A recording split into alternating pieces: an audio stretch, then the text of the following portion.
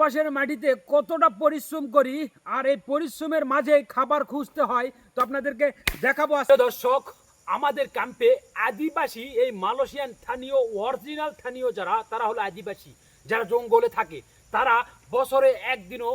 চাল কিংবা ভাত এরা খায় না তো এরা আমাদেরকে বলেছিল এই দেশের ভাষা দিয়ে জি ভাই আপনারা যদি ভাত না খেয়ে এরকম ছোট ছোট গাছের ভিতরে একটা মগজ পাওয়া যায় সেই মগজ যদি খান এটার ভিতরে অনেক ভিটামিন কিংবা ওই ভাতের চাইতে হাজার কোটি গুণ ভিটামিন বেশি আছে তো ভাত খাওয়ার দরকার পড়বে না তো ওদের কথা শুনে আজকে এই গাছটা কাটতে আসলাম ওমর ভাই শুরু করেন ভাই বিসমিল্লাহ গুলা বিসমিল্লাহির রহমানির রহিম কাছে গেছে এদিকে হালাও এদিকে হালাও এদিকে হালাও হালাও ও এটা তো প্রিয় দর্শক আপনাদেরকে অলরেডি গাছটা কেটে নিয়ে এসেছি আর এটা কিরকম স্বাদ ওমর ভাই খেয়ে এখন আমি খাবো